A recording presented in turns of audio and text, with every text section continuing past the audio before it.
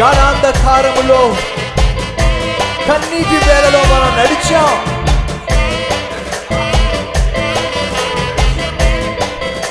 అయినా కానీ కృషించిపోకుండా నిన్ను నన్ను ఓదార్చి ఆదరించి మన కన్నీరు తుడిచాడే, మనల్ని ఓదార్చాడే, ఆనంద జీవితంలోకి మనల్ని నడిపించాడే. ఎంతగా స్తుతించినా చాలా. అట్టి ప్రభుని మహిమపరుస్తూ మనస్ఫూర్తిగా కీర్తిస్తూ